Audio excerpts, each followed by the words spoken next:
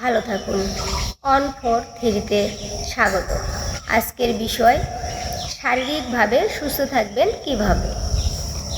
Mohammad Saidur Rahman, chief consultant, Rick active physiotherapy centre, Phoenix tower, 7 রাস্তা, তেজগাঁও, ঢাকা। দেখি উনি কি বলছেন।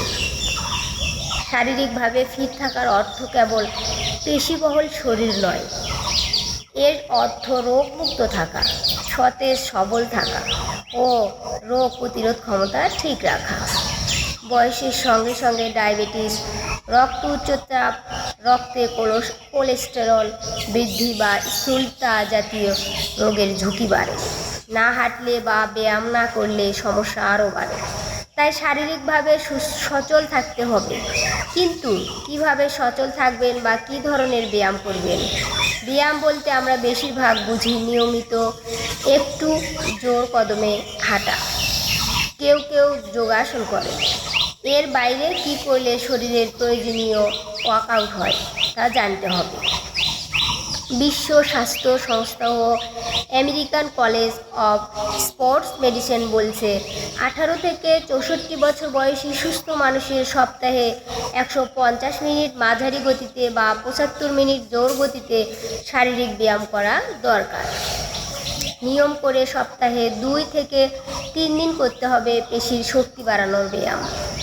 শারীরিক ব্যায়াম বলতে হাঁটা, জগিং, সাইকেল চালানো, স্কিপিং, সাঁতার কাটা ইত্যাদিকে বোঝায়। তাই সময় বের করে ট্রেডমিলে বা ছাদে হাঁটুন, স্পট জগিং করুন, স্পট স্পিকিং করুন এবং স্ট্যাটিক সাইকেল চালান।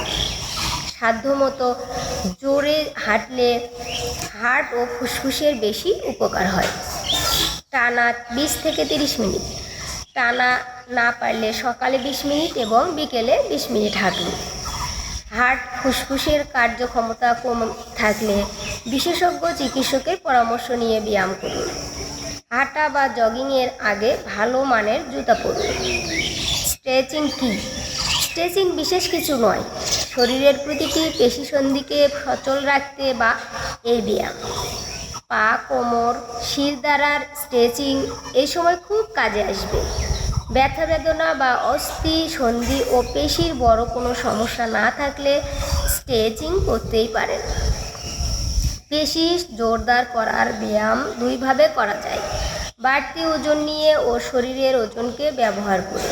এর মধ্যে বিভিন্ন রকম স্কোয়াটিং আছে, যেমন leg rising, Planck, push up ইত্যাদি।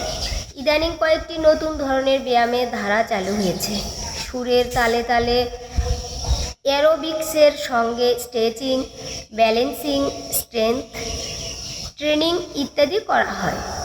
সেরকমই একটি হলো টাবাটা। বয়স কম হলে ফিটনেস থাকলে টাবাটা করা যেতে পারে। জুম্বাও ভালো ব্যায়াম। ইয়োগা সব বয়সী মানুষই করতে পারেন। পাশাপাশি বেশিরভাগ সময় সচল থাকার চেষ্টা করুন। এক জায়গায় টানা বসে থাকার অভ্যেস ত্যাগ করুন। ভালো থাকুন, সুস্থ থাকুন এই কামনায়।